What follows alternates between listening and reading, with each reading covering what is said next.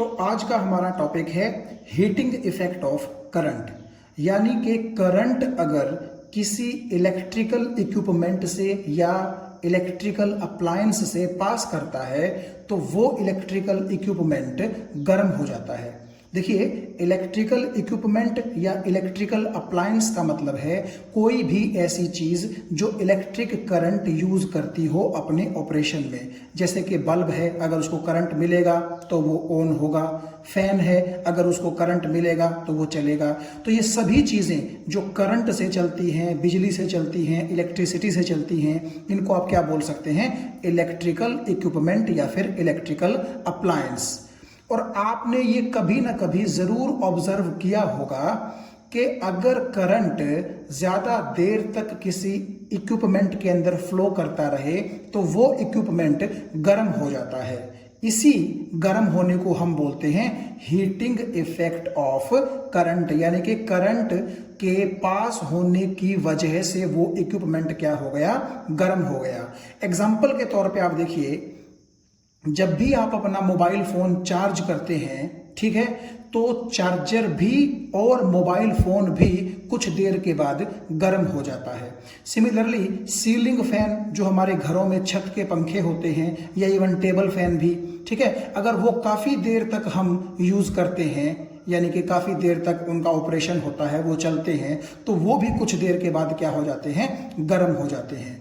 मेरा मतलब कहने का ये है कि अगर कोई भी इलेक्ट्रिकल इक्विपमेंट है और अगर वो ऑन है, ऑन का मतलब उसमें से करंट पास हो रहा है, तो वो इलेक्ट्रिकल इक्विपमेंट गर्म हो जाता है कुछ देर के बाद। ऐसा नहीं है कि जैसे ही आपने मोबाइल फोन को चार्जिंग लगाया वो तुरंत गर्म हो जाएगा। लेकिन मान लीजिए कि जैसे कि आपने चार्जर यूज किया, सपोज कीजिए 1 घंटे तक, तो 1 घंटे बाद जब आप थोड़ा सा चार्जर को हाथ लगा करके देखेंगे या फिर मोबाइल फोन को हाथ लगा करके देखेंगे तो आप पाएंगे कि वो गर्म हो चुका है। इसी को बोलते हैं heating effect of electric current. यानी कि इलेक्ट्रिक करंट के पास होने की वजह से किसी भी इलेक्ट्रिकल अप्लायंस का गर्म हो जाना। अब हम ये देखते हैं कि ऐसा होता क्यों है।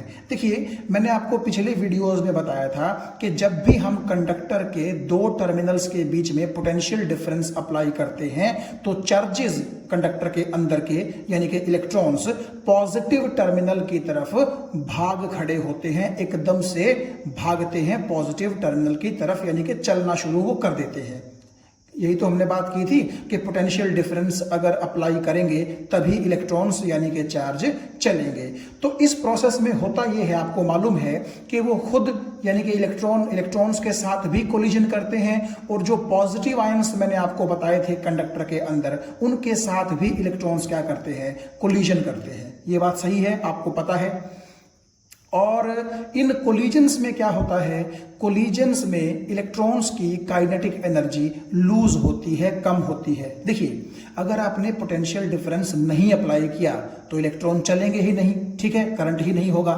लेकिन जैसे ही आपने पोटेंशियल डिफरेंस अप्लाई किया तो आप पिछले वीडियो लेक्चर्स में देख चुके हैं कि क्या होता है? वो इलेक्ट्रॉन्स चलना शुरू कर देते हैं, ठीक है। मगर जब वो इलेक्ट्रॉन चलते हैं तो उनके आपस में कोलिजन भी तो होते हैं, इलेक्ट्रॉन्स के साथ भी और इलेक्ट्रॉन्स के पॉजिटिव आयंस के साथ भी कोलिजन कंडक्टर के अंदर होते हैं। और ये कोलिजन जो होते हैं, इनकी वजह से इलेक्ट्रॉन की स्पीड जितनी बढ़नी चाहिए थी, इलेक्ट्रॉन्स की वेलोसिटी पोटेंशियल डिफरेंस अप्लाई करने के बाद जितनी बढ़नी चाहिए थी उतनी नहीं बढ़ती है। क्यों? क्योंकि कोलिजन्स में उनकी वेलोसिटी कम हो जाती है। और अगर वेलोसिटी कम हो गई तो काइनेटिक एनर्जी का, जैसा कि आप फॉर्मूला जानते हैं, 12mv², तो m तो इलेक्ट्रॉन का मास है, u का यूं रहेगा, तो वेलोसिटी कम हो जाती है, स्पीड कम हो जाती है, v कम हो जाती है, इसीलिए उनकी काइनेटिक एनर्जी क्या हो जाती है? कम हो जाती है। तो कुल मिलाकर के कोलिजन्स की वजह से उनकी काइनेटिक एनर्जी कम हो गई। लेकिन एनर्जी कंजर्वेशन क्या बोलता है कि एनर्जी ना कम हो सकती है ना ज्यादा हो सकती है, यानी कि जितनी एनर्जी है वो उतनी ही रहेगी। तो ऐसा तो हो सकता है ना कि एनर्जी अगर कम हो गई है तो हम ऐसा बोलेंगे कि जरूर वो किसी न किसी दूसरी फॉर्म में क्या हो गई है, कन्वर्ट हो गई है। भाई मान लीजिए किसी ऑब्जेक्ट के पास 100 जूल एनर्जी है और उसके पास 50 जूल एनर्जी बचती है, तो हम ये नहीं बोलेंगे कि उसकी 50 जूल एनर्जी डिस्ट्रॉय हो गई। हम ये बोलेंगे एनर्जी कंजर्वेशन के अकॉर्डिंग कि जरूर वो 50 जूल एनर्जी किसी न किसी और फॉर्म में कन्वर्ट हो गई है, क्योंकि एनर्जी कभी भी डिस्ट्रॉय या क्रिएट नहीं होती। तो ये जो इलेक्ट्रॉन्स आपस में कोलाइड करते हैं और कंडक्टर के अंदर आयंस से कोलाइड करते हैं, जिनकी वजह से इलेक्ट्रॉन्स की वेलोसिटी यानी कि उनकी काइनेटिक एनर्जी कम होती है, तो वही काइनेटिक एनर्जी बेसिकली एक हीट एनर्जी में कन्वर्ट हो जाती है, जिसकी वजह से करंट के चलने पर इलेक्ट्रिकल इक्विपमेंट क्या हो जाते हैं, गर्म हो जाते हैं। अब आपको समझ में आ गई होगी। लास्ट में मैं एक लाइन और बोल दूं, देखिएगा, ध्यान से सुनिएगा कि जब इलेक्ट्रॉन कंडक्टर के अंदर चलते हैं पोटेंशियल डिफरेंस अप्लाई करने के बाद, तो उनके जो कोलिजन्स होते हैं आपस में और पॉजिटिव आयंस के साथ, उन कोलिजन्स की वजह से इलेक्ट्रॉन्स अपनी काइनेटिक एनर्जी लूज करते हैं। और नेचुरली अगर काइनेटिक एनर्जी लूज होती है तो कोई ना कोई और एनर्जी प्रोड्यूस जरूर होगी एनर्जी को कंजर्व रखने के लिए। तो वो जो लॉस इन काइनेटिक एनर्जी है वही हीट एनर्जी के रूप में अपीयर होता है, और इसीलिए वो कंडक्टर जिसके अंदर से करंट चल रहा है, जिसके अंदर से इलेक्ट्रॉन्स फ्लो कर रहे हैं, वो गर्म हो जाता है। तो बेसिकली गर्म होना कंडक्टर का क्या है, loss in kinetic energy of the electrons basically appears as the heat energy inside the conductor, जिसकी वजह से वो क्या हो जाता है, गर्म हो जाता है। तो देखिए ये जो हीट एनर्जी पैदा हो रही है ये कभी कभी हमारे लिए फायदेमंद भी होती है, बेनिफिशियल भी होती है, लेकिन कभी कभी ये हमारे लिए नुकसानदायक भी होती है। हमें इसका कोई फायदा नहीं होता और हम सोचते हैं कि ना ही अगर ये हीट पैदा होती तो अच्छा था। अब देखिए इसको छोटे से एग्जांपल से हम एक्सप्लेन करते हैं। अब आप एक चीज देखिए कि जैसे मैंने कहा कि इलेक्ट्रॉन्स की काइनेटिक एनर्जी के अंदर जो कमी आती है वही कमी किस में कन्वर्ट हो जाती है, हीट एनर्जी में। तो हम ये सोचते हैं कि अगर ये हीट ना जनरेट हुई होती तो शायद इलेक्ट्रॉन्स की काइनेटिक एनर्जी में कमी ना आती और इलेक्ट्रॉन्स काफी अच्छे से चलते, जिससे हमें करंट कैसा मिलता, अच्छा खासा मिलता। तो यहां तो हमें ऐसा लगता है कि जैसे हीट ने जनरेट होकर के इलेक्ट्रॉन्स की काइनेटिक एनर्जी कम कर दी, करंट कम कर दिया और हमें इसका नुकसान हो गया, ऐसा हमें लगता है ना। आप समझने के लिए ऐसा मान सकते हैं। लेकिन कई बार हमें इस हीट का फायदा भी होता है। जैसे देखिए आपके घर में कपड़े की सिलवट को दूर करने के लिए हम क्या यूज करते हैं, इलेक्ट्रिक आयरन, जिसको हम सिंपल लैंग्वेज में प्रेस भी बोलते हैं। तो वहां पर तो हमें हीट अच्छी चाहिए, क्योंकि अच्छी हीट होगी तो कपड़े की सिलवटें जो है वो आराम से मिट सकेंगी। लेकिन अगर वहां पर हीट कम होगी तो प्रेस जो है वो अच्छे से काम नहीं कर पाएगी। तो यहां हमें हीट का फायदा भी है। तो किसी भी चीज के वही बात है कि फायदे भी होते हैं, नुकसान भी होते हैं। तो यहां जो हीट जनरेटेड है उसके फायदे भी हैं और उसके नुकसान भी हैं। तो अब हम ये एक्सप्रेशन डिराइव करने की कोशिश करते हैं कि किस तरह से ये हीट जनरेटेड जो है उसका फॉर्मूला क्या होता है।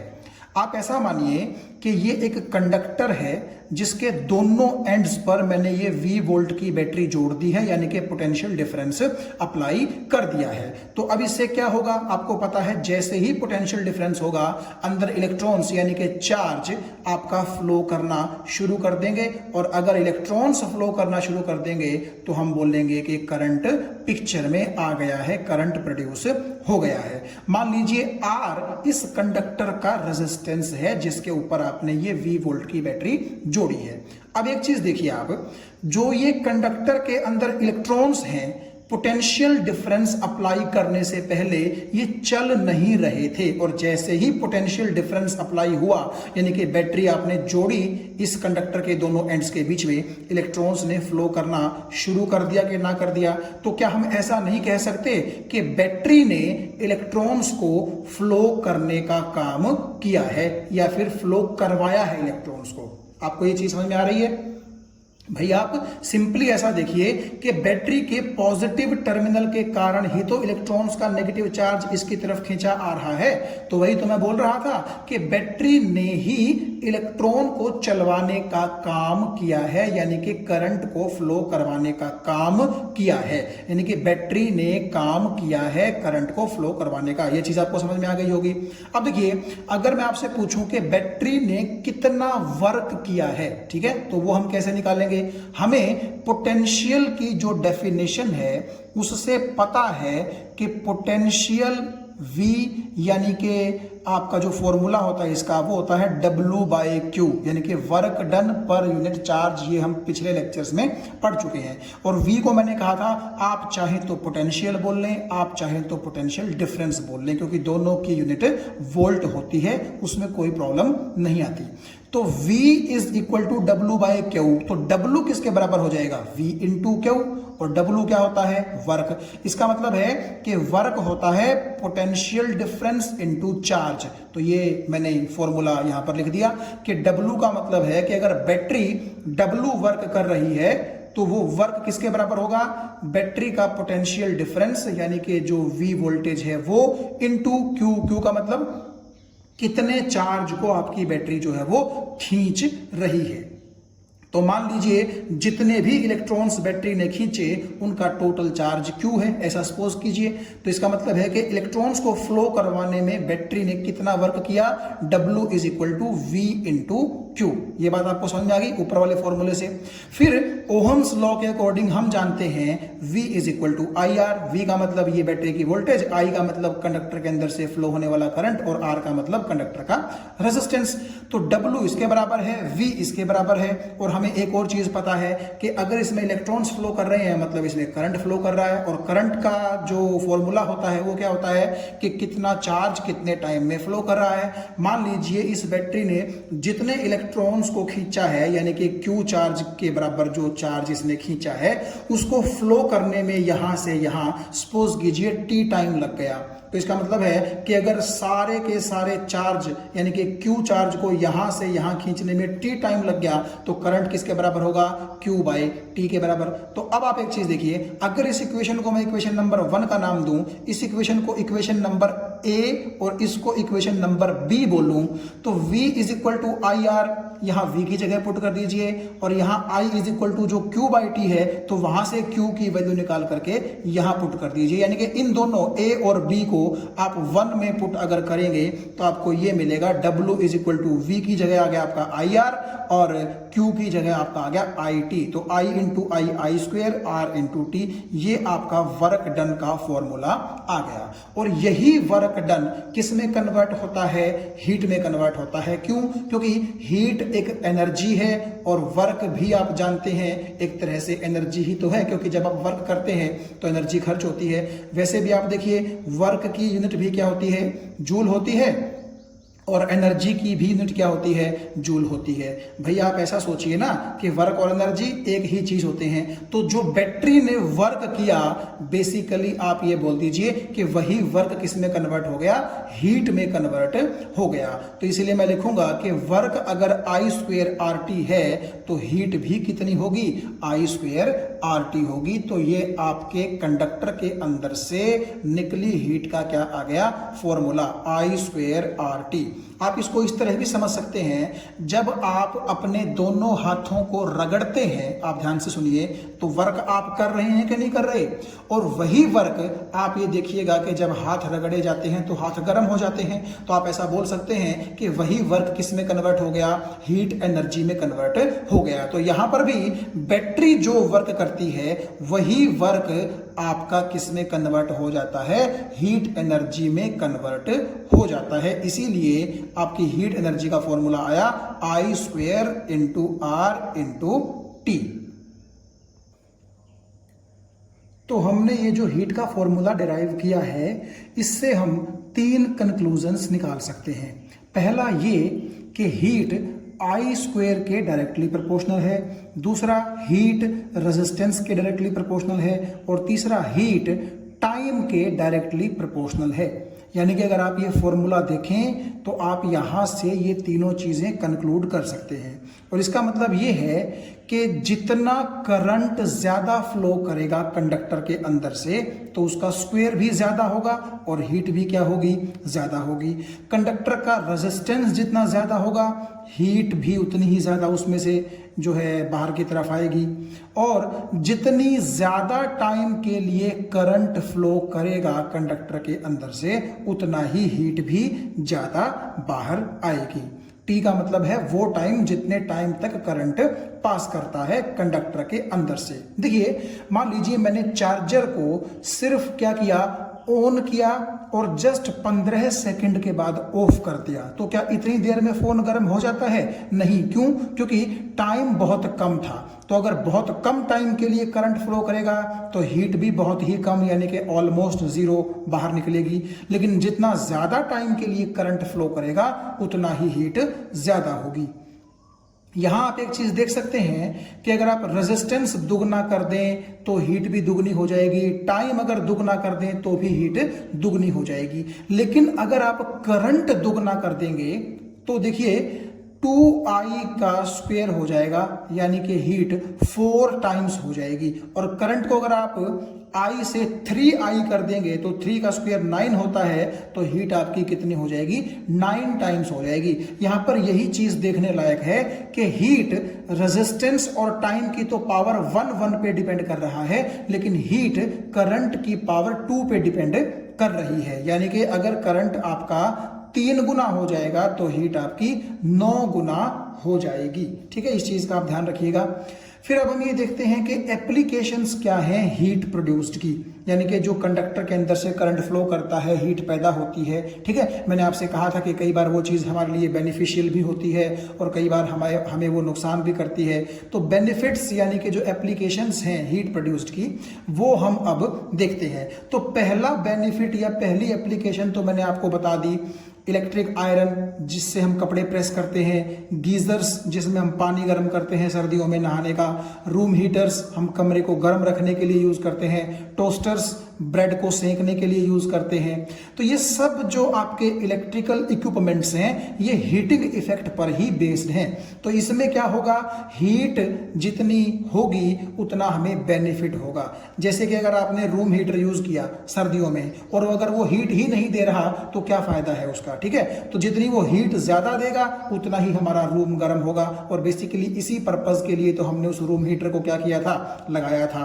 तो ऐसा है, ये सभी डिवाइसेस जिनकी हमने बात की है इनमें जितनी हीट ज्यादा होगी, मतलब इतना भी ना हो कि बहुत ज्यादा हो जाए, मतलब जितनी हमें जरूरत है, ठीक है, अप्रोप्रिएट हीट इसमें जो है पैदा होगी। और उस अप्रोप्रिएट हीट का हमें क्या होगा, फायदा होगा। हमारे कपड़े प्रेस हो जाएंगे, हम गर्म पानी से नहा सकते हैं, रूम में गर्मी आएगी, हम टोस्ट खा सकते हैं। ठीक है, तो इन सब चीजों में आप ये देखिएगा कि हीट के फायदे ही फायदे हैं। और इनमें होता क्या है, इन इलेक्ट्रिकल इक्विपमेंट्स के अंदर बेसिकली कुछ कॉइल्स होती हैं जिनको हाई रेजिस्टेंस का रखा जाता है। ठीक है, और वो कॉइल्स जो है जनरली अलॉयज से मिलके बनी होती हैं। जैसे कि नाइक्रोम देखिए आप, एक अलॉय है। अलॉय की बात हम अभी थोड़ी देर के बाद करेंगे, तब आप देखिएगा कि अलॉय क्या होते हैं। तो क्योंकि इन नाइक्रोम जैसे अलॉयज का हम कॉइल बना रहे हैं और उस कॉइल का रेजिस्टेंस ज्यादा होता है, तो रेजिस्टेंस ज्यादा होने से हीट भी क्या प्रोड्यूस होती है,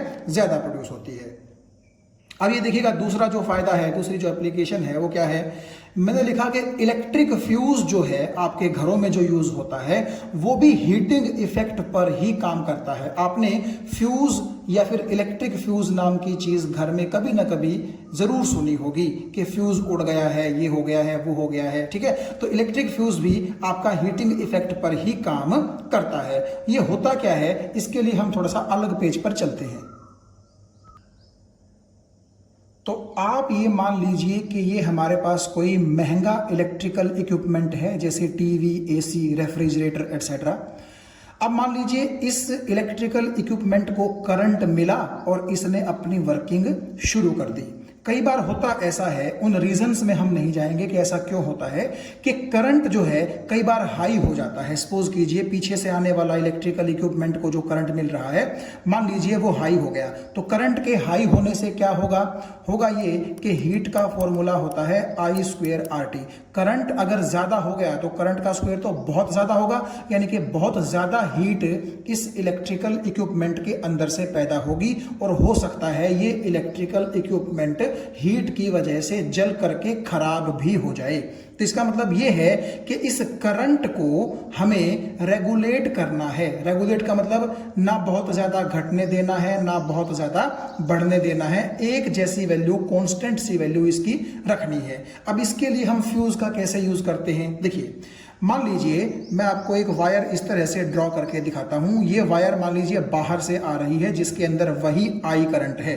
तो मैंने क्या किया, इस पॉइंट और इस पॉइंट के बीच में एक वायर जोड़ दी, बिल्कुल जैसे कि मान लीजिए हमारे घरों में हम कॉपर वायर यूज करते हैं, उस तरह का ये एक मेटेलिक कंडक्टर ही आप मान करके चलिए। लेकिन इस वायर की एक खूबी ये होती है कि इसका जो मेल्टिंग पॉइंट होता है वो काफी लो होता है, यानी कि अगर इस वायर के अंदर हीट बढ़ जाती है तो ये जल्दी पिघल जाती है, मेल्ट हो जाती है।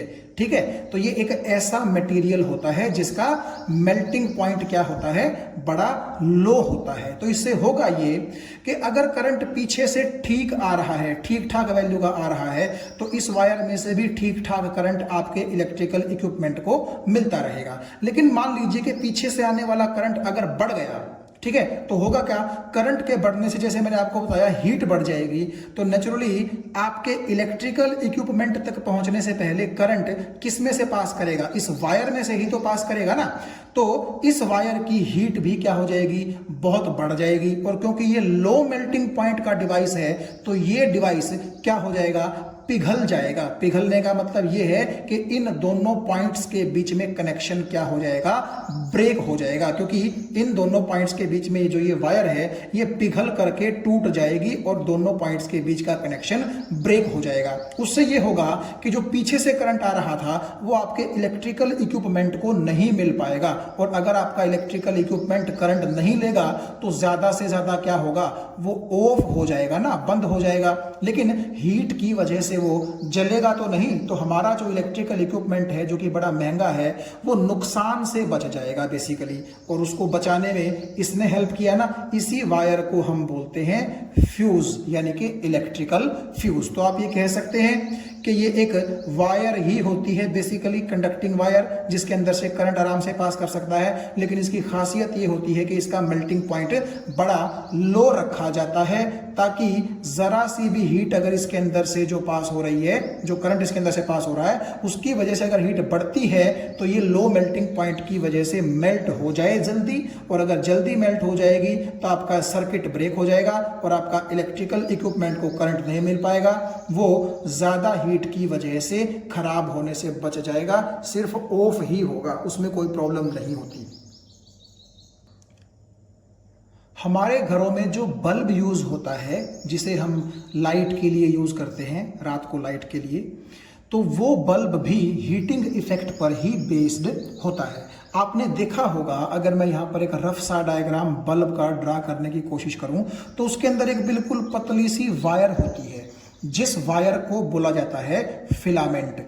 ये जो वायर है, इसकी एक खासियत होती है कि ये जितनी ज्यादा गर्म होगी, यानी कि जितनी ज्यादा ये हॉट होगी, उतना ही इसके अंदर से लाइट एमिट होगी। उस प्रोसेस में हम नहीं जाएंगे, सिर्फ आप इतना ही समझिए कि ये फिलामेंट जितना गर्म होगा उतनी ही लाइट इसके अंदर से क्या होगी, निकलेगी। तो बेसिकली ये लाइट गर्म होने पर ही एमिट करता है बाहर की तरफ। तो यहां पर भी आप देखिए, जो इलेक्ट्रिक करंट इस बल्ब के अंदर से पास करता है वो इस फिलामेंट को गर्म करता है, और इससे फिर लाइट एनर्जी बाहर की तरफ निकलती है और हमें देखने में हेल्प होती है। तो यहां पर ये बेनिफिट ही तो है हमें, किसका, हीटिंग इफेक्ट ऑफ करंट का। ये जो फिलामेंट होता है, ये फिलामेंट टंगस्टन का बनाया जाता है। टंगस्टन क्यों बनाया जाता है, क्योंकि एक तो टंगस्टन का हाई रेजिस्टेंस होता है और दूसरा उसका मेल्टिंग पॉइंट भी काफी हाई होता है, लगभग इतना जितना के लिखा गया है। 3380 डिग्री सेंटीग्रेड। देखिए, अगर मैं ये बात करूं कि ये टंगस्टन का फिलामेंट है, तो होता क्या है कि इसका रेजिस्टेंस ज्यादा है। तो रेजिस्टेंस अगर ज्यादा होगा तो हीट ज्यादा प्रोड्यूस करेगा, और हीट जितनी ज्यादा होगी लाइट उतना आसानी से बाहर की तरफ प्रोड्यूस होगी, लाइट एमिट होगी। और दूसरा मैंने आपसे कहा ये हाई मेल्टिंग पॉइंट है इस टंगस्टन का, तो वो तो जरूरी है, क्योंकि अगर इसका लो मेल्टिंग पॉइंट होता तो क्या होता, हीट ज्यादा होने की वजह से ये पिघल जाता और फिर बल्ब हमारा काम नहीं करता। तो इसीलिए हमें एक ऐसी इंस्ट्रूमेंट की जरूरत थी, ऐसे मटेरियल की जरूरत थी जिसका मेल्टिंग पॉइंट बहुत हाई हो। तो लगभग आप देखिए 3400 डिग्री सेंटीग्रेड पर जाकर के ये पिघलता है। तो अगर इतना टेम्परेचर हो भी जाएगा, ठीक है, तब भी ये पिघलेगा नहीं बड़ी आसानी से। तो इसका मतलब है लगातार इसको करंट मिलता रहेगा, लगातार हीट इसके अंदर बनती रहेगी और ये हमें लाइट देता रहेगा।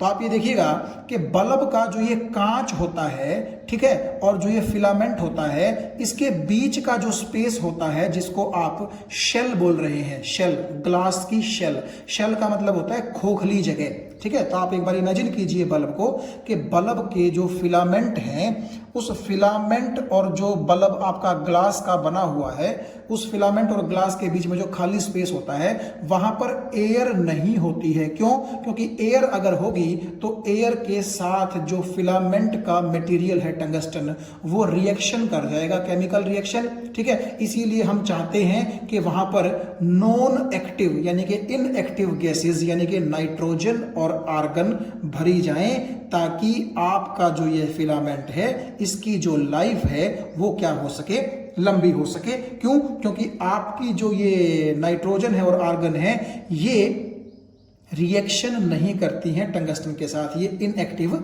होती है। अब देखिए, मैंने जैसे कहा था कि अलॉय का डिस्कशन हम करेंगे, तो अलॉय बेसिकली क्या होता है, ये एक मेटल ही आप मान करके चलिए जो कंबाइन करके बनाई जाती है दो या फिर दो से ज्यादा मेटेलिक एलिमेंट्स को।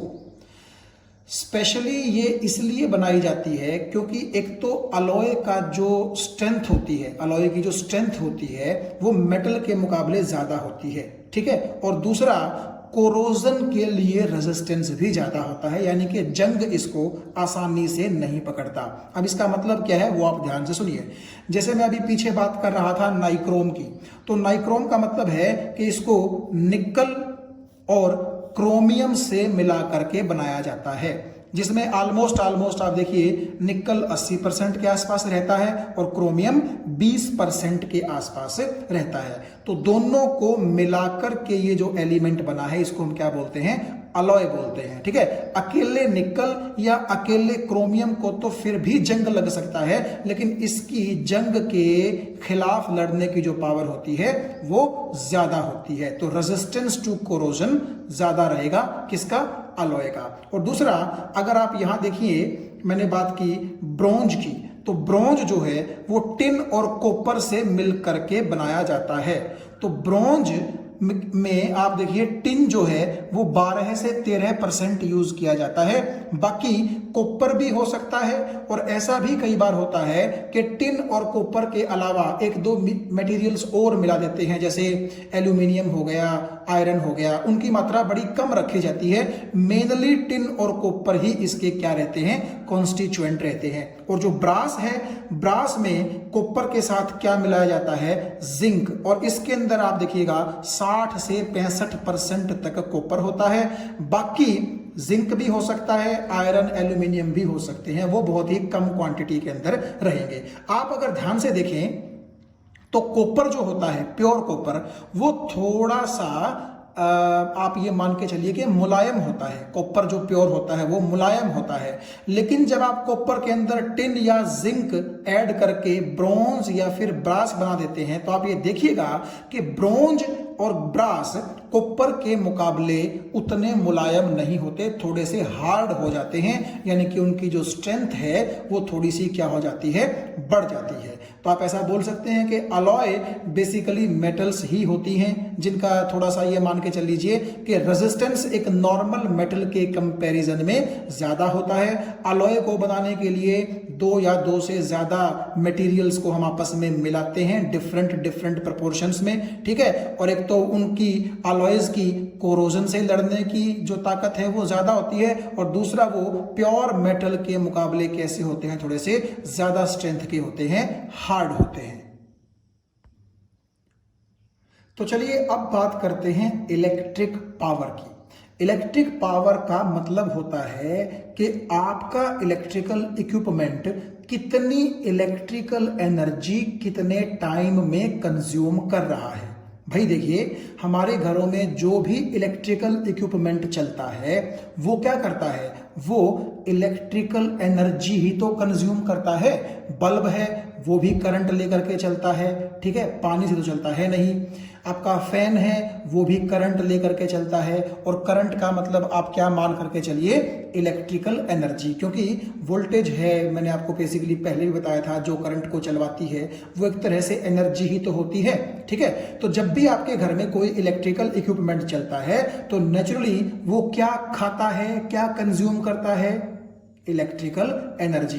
भाई जैसे आप खाना खा करके एनर्जी लेते हैं और अपने दिन भर के काम कर पाते हैं, तो ऐसे ही फैन अपना काम करता है, आपका जो पसीना है उसको सुखाता है, चलता है बेचारा, तो वो किससे चलता है, इलेक्ट्रिकल एनर्जी से ही तो चलता है। अगर उसको इलेक्ट्रिकल एनर्जी नहीं मिलेगी तो वो अपना काम नहीं कर पाएगा। तो ये जो इलेक्ट्रिक पावर का कंसेप्ट है, इसमें हम यही देखते हैं कि कितने टाइम में कितनी इलेक्ट्रिकल एनर्जी खा गया हमारा जो इलेक्ट्रिकल इक्विपमेंट है वो, ठीक है। तो basically electric power can be defined as the amount of electrical energy consumed by the appliance per unit time. तो हम इलेक्ट्रिकल एनर्जी को अगर E से रिप्रेजेंट कर दें, टाइम को अगर T से रिप्रेजेंट कर दें और पावर को P से रिप्रेजेंट कर दें, तो ये हमारे पास एक मैथमेटिकल रिलेशन बन जाएगा तीनों के बीच में। और एनर्जी होती है जूल में, टाइम होता है सेकंड में, तो जूल पर सेकंड को ही हम पावर की SI यूनिट बोलेंगे, जिसको वाट बोलते हैं। जेम्स वाट, आपने जरूर एक साइंटिस्ट का नाम सुना होगा, उनके नाम के पीछे पावर की यानी कि इलेक्ट्रिक पावर का मेरा मतलब है यहां से, ठीक है। तो इलेक्ट्रिक पावर की जो SI यूनिट है वो क्या रहेगी, वाट रहेगी, जेम्स वाट के नाम के पीछे। जूल पर सेकंड को ही हम क्या बोलते हैं, वाट बोलते हैं। जैसे अगर मैं आपसे कहूं कि आपके घर में एक 100 वाट का बल्ब है, आप कभी बल्ब को ध्यान से देखिएगा, उसके ऊपर आपको 60W, 100W या और कोई चीज आपको लिखी मिल जाएगी और W उसके साथ लिखा मिलेगा। तो मान लीजिए आपने जो बल्ब देखा घर में, उस पर 100W लिखा हुआ है। अब W का क्या मतलब है, W का मतलब है वाट, और वाट को आप जूल बटे सेकंड लिख सकते हैं ना। तो 100 वाट को मैं क्या ऐसे लिख सकता हूं, देखिए 100 जूल डिवाइड बाय 1 सेकंड, क्योंकि 100 बाय 1 तो 100 हो जाएगा, और जूल पर सेकंड को मैं क्या बोल दूंगा, वाट बोल दूंगा। तो आप देखिए ऊपर है इलेक्ट्रिकल एनर्जी कंज्यूम्ड, तो वो तो हो गई 100 जूल, टाइम 1 सेकंड। इसका मतलब है कि जो बल्ब, जिसकी पावर बल्ब की इलेक्ट्रिक पावर 100 वाट है, वो बल्ब हर 1 सेकंड में 100 जूल, 100 जूल की इलेक्ट्रिकल एनर्जी क्या करेगा, कंज्यूम करेगा, खा जाएगा। और बेसिकली इसी चीज के तो आपको बिजली बोर्ड को पैसे देने पड़ते हैं ना। बिजली बोर्ड क्या करता है, आपको इलेक्ट्रिक एनर्जी सप्लाई करता है, ठीक है, और आपके घर के जो इलेक्ट्रिकल इक्विपमेंट हैं वो उस इलेक्ट्रिकल एनर्जी को कंज्यूम करते हैं, चलते हैं, जिनसे आपके काम होते हैं। आजकल तो आपको पता है इलेक्ट्रिसिटी के बिना कोई काम होता ही नहीं। तो इसी उसके खर्चे के लिए आपको क्या करना पड़ता है, बिजली बोर्ड को पैसा देना पड़ता है।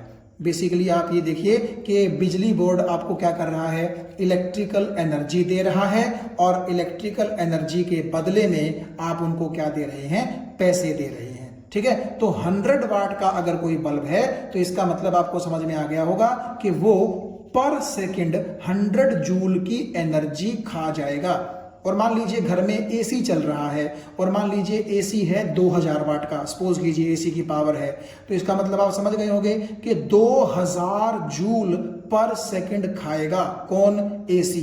खाने का मतलब तो ये नहीं है कि वो खाना खा रहा है, खाने का मतलब है कि वो कंज्यूम करेगा, ठीक है। इतना खर्च हो जाएगा और आपको उसके चक्कर में क्या देना पड़ेगा? बिजली बोर्ड को पैसा देना पड़ेगा। तो आपके घर में जितने भी इलेक्ट्रिकल इक्विपमेंट चलते हैं सब इलेक्ट्रिकल एनर्जी कंज्यूम करते हैं, और कितनी इलेक्ट्रिकल एनर्जी कितने टाइम में कंज्यूम करते हैं ये उनके ऊपर लिखा होता है, जिसको बोला जाता है इलेक्ट्रिक पावर। और आपके घर में जितने ज्यादा पावर के इंस्ट्रूमेंट्स चलेंगे उतना ही आपका बिजली का बिल ज्यादा आएगा। तो अब देखिए पावर के जो कुछ और फॉर्मूले हैं उनकी हम एक बार बात कर लेते हैं। जैसा कि हमने अभी देखा, पावर है इलेक्ट्रिकल एनर्जी कंज्यूम्ड पर सेकंड या पर यूनिट टाइम। तो एनर्जी की जगह मैं वर्क रख सकता हूं, टाइम की जगह हमने टाइम यूं कहीं रख दिया। एनर्जी और वर्क आपको पता है दोनों जूल में मेजर होते हैं, इसीलिए एक ही बात आप मान करके चलिए। और वर्क की जगह जो अभी पीछे हमने डिराइव किया था, work done by the battery या बाय दी सेल, जो कि आपको पता है I² RT, ठीक है, वो आया था ना हमारा। हमने हीट एनर्जी का जो एक्सप्रेशन था वो डिराइव किया था। तो एनर्जी, हीट एनर्जी हो, वर्क हो, बात तो एक ही है, सब जूल में मेजर किए जाते हैं। तो इसलिए मैंने एनर्जी की जगह वर्क, वर्क की जगह हीट एनर्जी की जगह I² RT लिखा और T से डिवाइड। तो T से T कैंसिल हो गया, तो power is equal to I² R। ये पावर का पहला फॉर्मूला आ गया। यानी कि अगर आपको करंट की वैल्यू मालूम हो और जिस करंट ने जिस चीज में से पास करना है उसका रेजिस्टेंस मालूम हो, तो इस फॉर्मूले में रख के आप क्या निकाल सकते हैं? पावर निकाल सकते हैं। फिर इसी चीज को आगे आप देखिए मैंने कैसे लिखा, I² को मैंने I इंटू आई लिख लिया और इस IR को ओहम्स लॉ के अकॉर्डिंग V लिख लिया। तो V इंटू आई भी आपका पावर का फॉर्मूला हो गया। और फिर मैंने क्या किया, इसी एक्सप्रेशन के अंदर क्या किया, R से मल्टीप्लाई कर दिया और R से डिवाइड कर दिया। तो ऊपर बन गया I² R² और नीचे R से डिवाइड किया था तो वो R यहां आ गया। अब IR आप देखिए V के बराबर होता है, तो क्योंकि दोनों का स्क्वायर है तो IR का इकट्ठा स्क्वायर यानी कि V² बाय R। तो ये जो मैंने आप देखिए आपको बॉक्स के अंदर 3 फॉर्मूले दिखा रखे हैं, ये पावर के ही फॉर्मूले हैं, I² R, V² upon R और V इंटू आई। तो ये तीनों जो पावर के फॉर्मूले हैं आप ध्यान रखिएगा, आने वाले सेक्शंस में न्यूमेरिकल्स में हम इनको क्या करेंगे? फ्रीक्वेंटली यूज करेंगे।